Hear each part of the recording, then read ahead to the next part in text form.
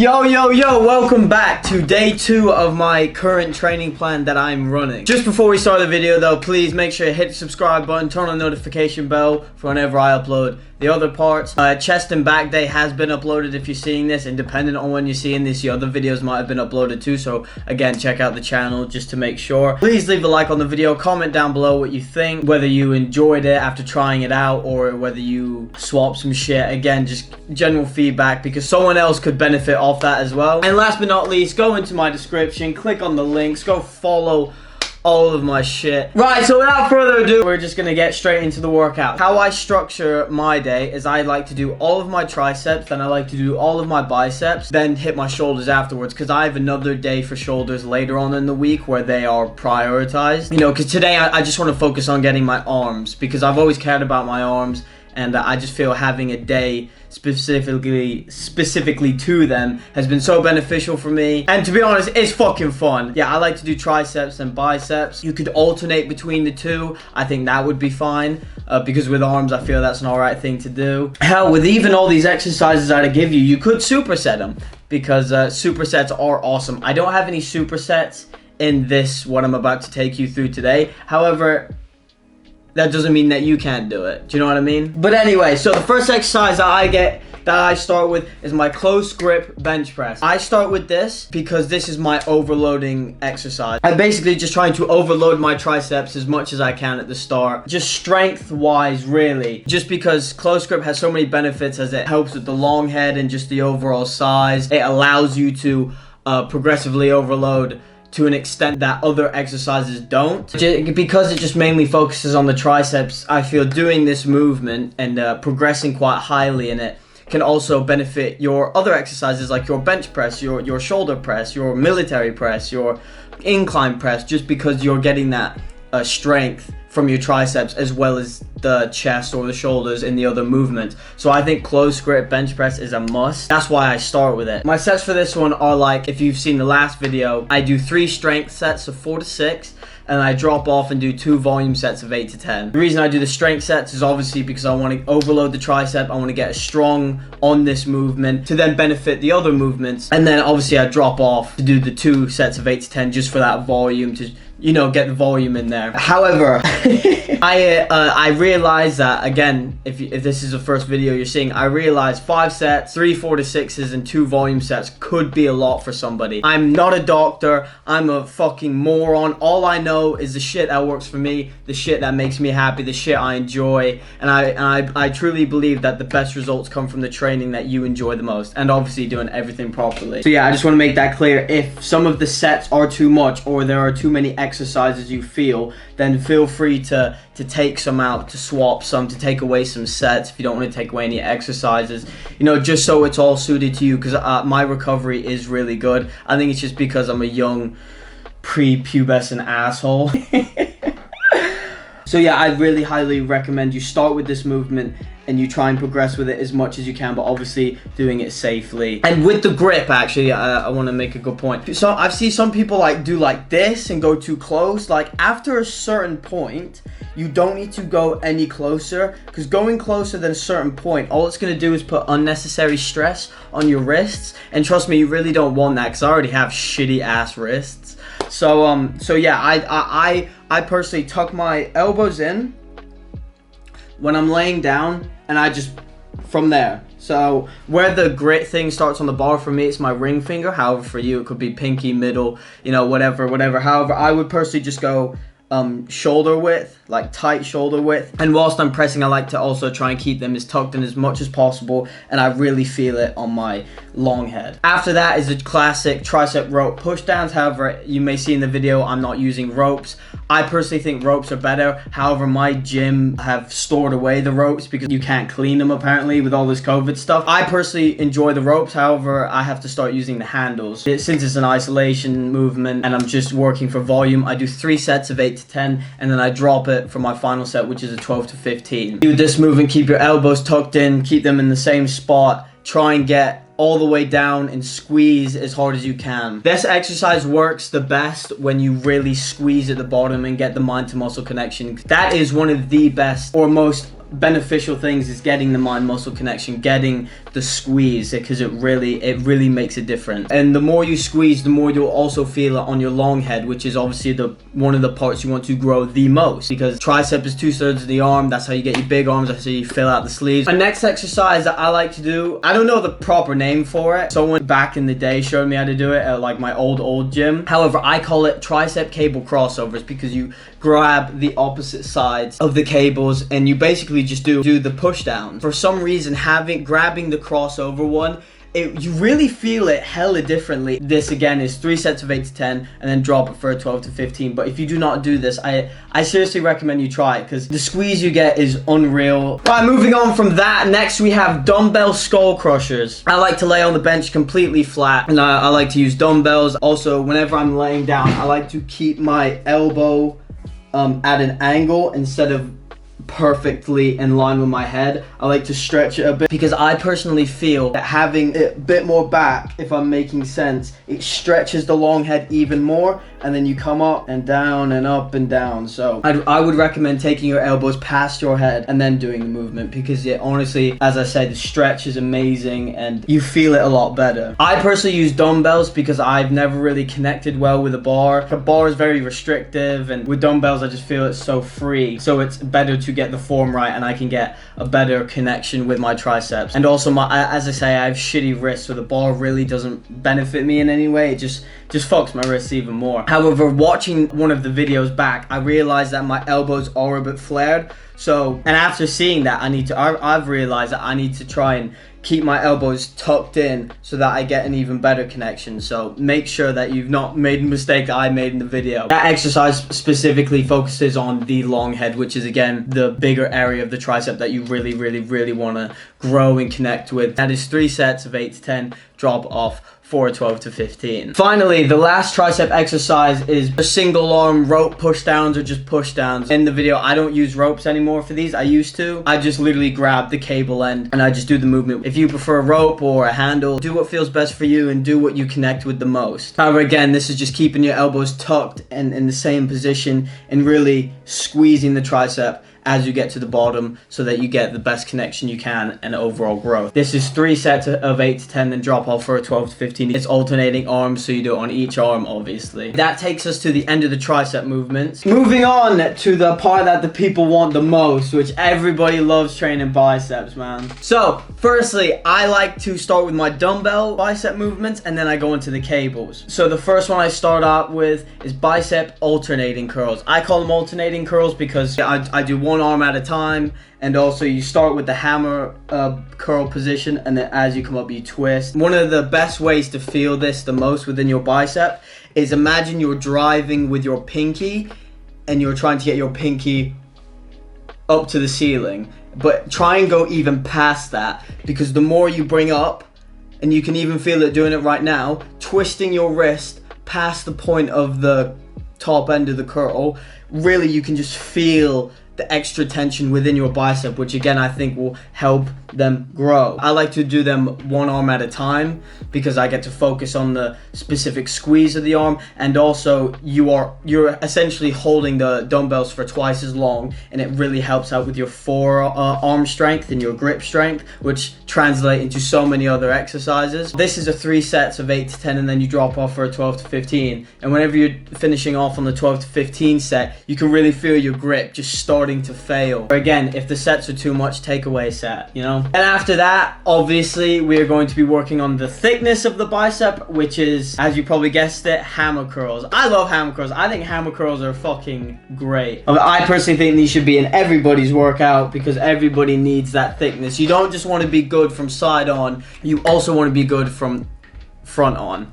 And these will help that, as they can get your arm the thickness, which is actually very difficult to get. I always obsess with my arm thickness, and even now I'm still not pleased with it, but it has gotten better, and I do think it is because of that. Because looking go from the front, I'm not gonna lie, that shit hits different. I do them at the same time with these ones just because I like it. However, you can do them like the last one, focus on the squeeze of each arm. I might switch back to that, because that's what I used to do. 3 sets of 8 to 10, and then drop it for a 12 to 15. And sometimes people, like, instead of just to come straight forward, they like to come up to their chest and then back down. If that's what you feel more, go ahead. I try it. I personally don't feel it that much because I know it's supposed to target your brachialis more. However, I feel I'm perfectly fine doing the completely normal version instead of bringing it up to the chest. But if that's what you enjoy and if that's what you feel the most, again, that's what's working for you, so do that. And if you don't know if it works for you, give it a try. It's not gonna fucking hurt doing it a couple sessions to see if it helps, you know what I mean? Obviously you're not gonna fucking get mad growth in a couple weeks, but it's what you just gotta judge off how you feel and whether you like doing it that way. Then the last dumbbell movement I like to do is supinated curls. Literally no twist, just straight up, elbows locked, wrists locked, and then come up and obviously down and get the squeeze. Obviously with curls are one of the biggest movements that people get carried away with. They care about the most. Oh, how much you curl, bro? There is nothing more embarrassing and there is nothing worse in a gym than seeing people curl like this.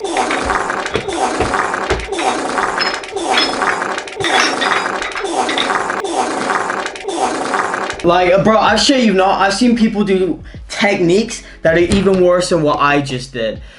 And I don't know how that's even possible, but keep them nice and controlled and go all the way to the bottom and come up all the way to the top. The best thing you can do is go all the way to the bottom, get the arms straightened out, get the stretch of the bicep, all the way back up, squeeze. I like to do 3 sets of 8 to 10 for this exercise, and then drop to a 12 to 15. Next, ladies and gentlemen, is my personal favorite part. I love the cables so much. The cables are so good. You need bicep cable movements. Both of these movements are single arm at a time, so it helps with the muscle imbalances, and it helps with the squeeze and just the connection with each individual bicep. So I have 2 cable movements. So the first one is the rope hammer curls. I have to use a handle because I don't have the ropes in, and just do a normal hammer curl, but with the cables. Oddly though, with the cables, I feel it a lot better if I angle a certain way and not go completely head on. I like to twist into it, bring it up to my chest. So for the cables, I do feel it better than the dumbbells when it comes to coming up to my chest a little bit. So again, if that's how you feel,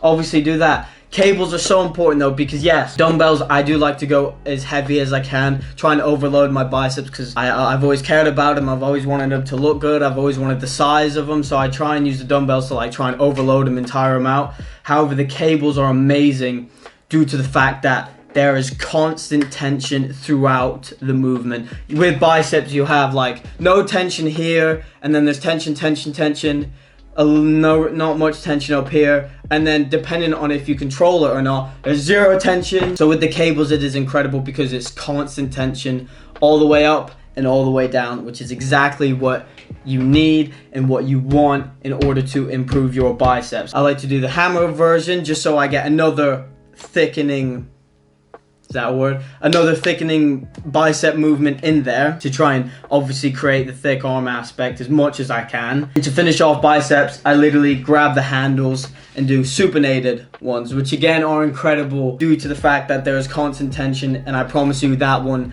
will destroy and improve the peak of your bicep so much. So I highly recommend that those movements are something in your routine. And it doesn't have to be the handle ones, and it doesn't have to be all dumbbells for the start. You guys can use an easy bar if you want to swap something out. Like you could swap away the supinated curls for the easy bar. I don't like the bar because my wrists are so bad. No matter how I hold it, I just get this constant strain that goes up from my wrists up to my forearm.